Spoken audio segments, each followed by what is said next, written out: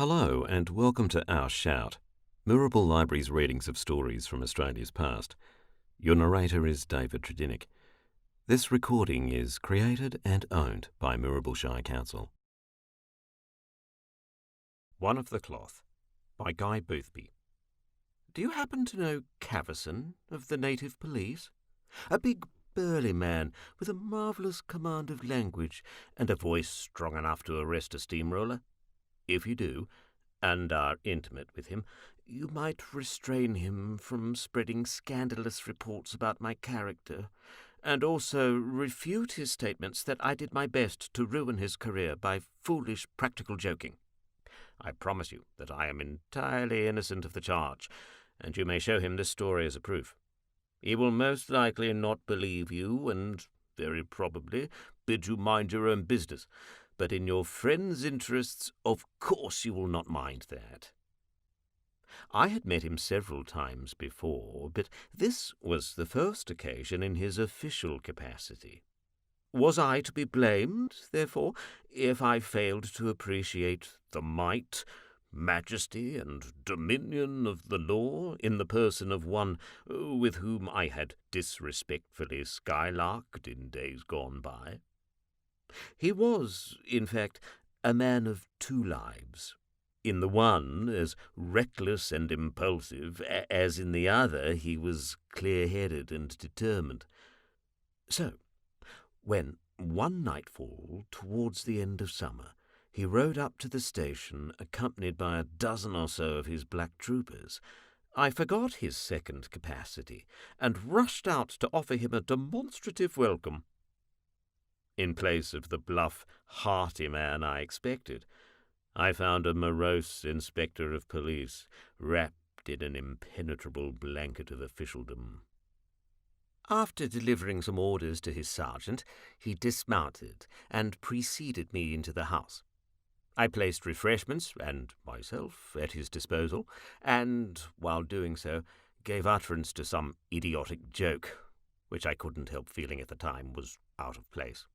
He was in no humour for jesting, and said sternly, "Perhaps you are not aware that at this very moment you and your womenfolk are in most imminent danger, and that you might all have had your throats cut before I could possibly have reached you." I was serious in a moment. "What the deuce do you mean?" "Simply this. After being reviled by Parliament and the press for what they call my criminal delay, I have chased the centipede halfway across this colony, and now have him boxed up in the Punch-Bowl Gully behind your house. By this time, but for the gathering darkness, he and his gang would have been in my hands." For a moment I sat dazed. The news was so unexpected that I could hardly realize the extent of our danger. The centipede, the desperado whose atrocities had for months past been the horror of the colonies, was a public nightmare. And when I remembered my womenfolk and reflected that the Punch-Bowl Gully was not 5 miles distant from the homestead, my feelings may be better imagined than described. "What do you propose doing, Cavison?" I said at last. "Speak lower. There is nothing to be gained by frightening the women. This is my plan. The gang, being unaware that I am so close upon their heels, will lie by for a day to spell their horses. I shall billet myself on you tonight, and tomorrow, with my own men, and as many of yours as will volunteer, I shall enter the gully and exterminate every mother's son who offers resistance." "Do you think they'll show fight?" "If you knew that capture meant Jack Ketch and the lime pit, would you?"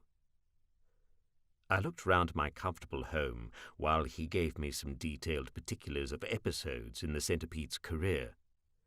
"Great heaven!" I said. "What a risk I've run, and how grateful I ought to be to you." "Don't mention it, old man.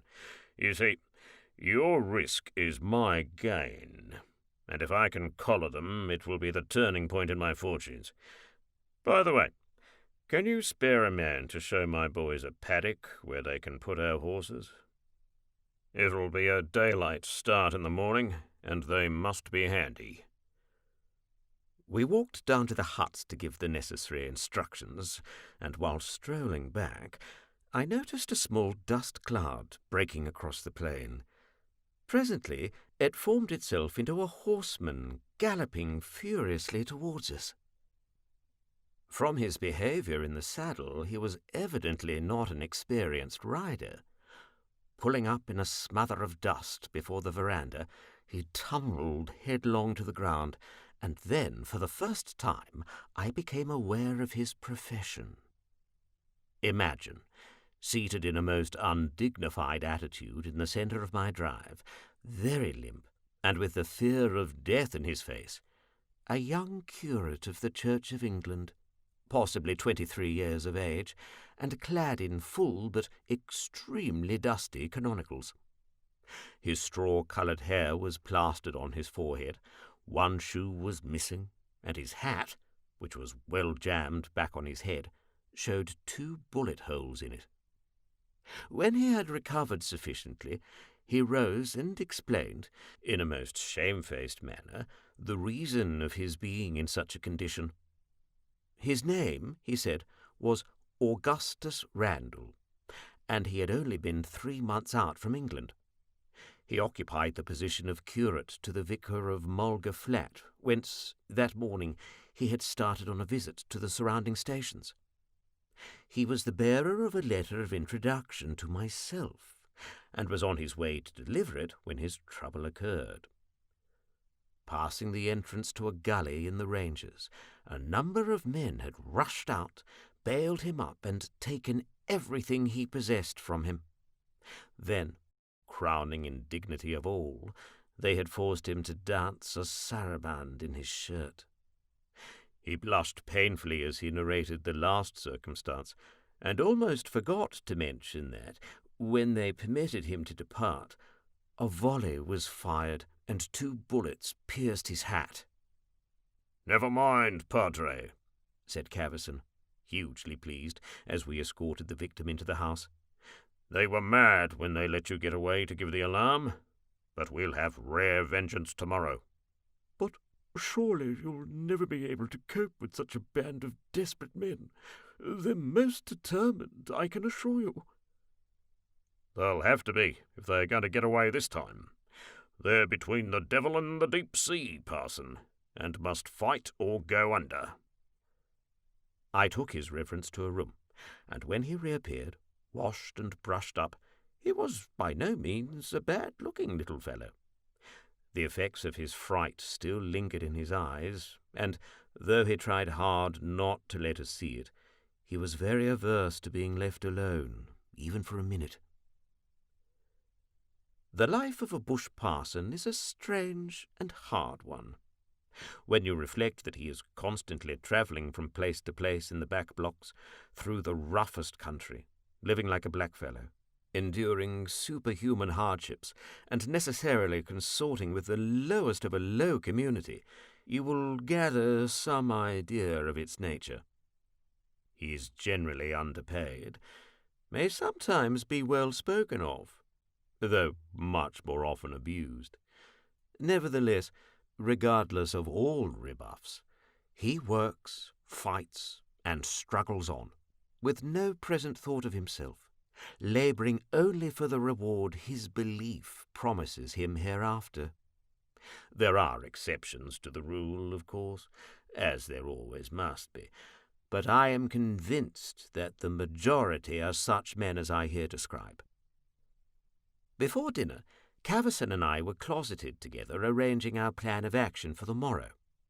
While we were thus engaged, Randall went out among the men, and, on his return, informed us that, with my permission, he intended holding a short service at 9 o'clock.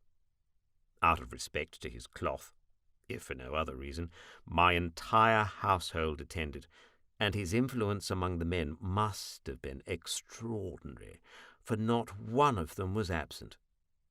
I have reason to remember that service, and as long as Cavison continues to abuse me, I shall go on doing so. Even now, I can see the little crowd of faces turned towards the preacher, and can hear the soft tones of his voice rising above the murmur of the wind outside. His address was to the point, but, as I thought, unduly protracted. When it was over, we returned to the house, and in view of our early start on the morrow, were soon in bed and asleep. Long before daylight, we were up and about, and, while eating our breakfast, I sent one of my men to catch the horses. Next, the parson surprised us by announcing his intention of returning to the township, and, so soon as the meal was over, secured his horse, which for safety he had left in the yard all night, and rode away. We waited for the appearance of our nags, till Cavison began to grumble at the delay. Half an hour went by, an hour, 2 hours. By this time half the station was out looking for them, but the animals were nowhere to be found. Then I decided that all available hands should be sent to run in some spare horses from a distant paddock. Before this was completed, dusk was falling. The whole day had been wasted, and the inspector's wrath was indescribable. He told me he was ruined, that he would be accused of conniving at the gang's escape, that it was all my fault, and so on and so forth. While we were at dinner, the mail arrived, and brought, among other things, a large brown paper parcel to which was pinned a letter. It was written in a neat clerical hand, and was to the following purport. Dear Sir, I cannot thank you enough for the hospitality which last evening you so kindly showed to my unworthy self. It will, I hope, live in my memory for many days to come. For reasons which will now be obvious, I was compelled to assume, for the time being, a profession that, as Inspector Cavison will agree, is widely different from my own. It may interest you to know that, while your little community were attending my impromptu service, my own men were removing your horses to the waterfall gully in the ranges, where I have no doubt you will soon find them, if you have not done so already. This was the only plan I could think of to prevent my being forced to burden the government with my society. And if, as you so ably put it last evening, all is fair in love and war, why not in bushranging? With kind remembrances to Mr. Inspector Cavison, I will ask you to believe me to be very gratefully yours, the Centipede. P.S. Might I beg you to forward the accompanying parcel of clothes to my obliging friend, Mr. Randall, whom you will find tied to a leopard tree on the eastern slope of the Punch Bowl Gully?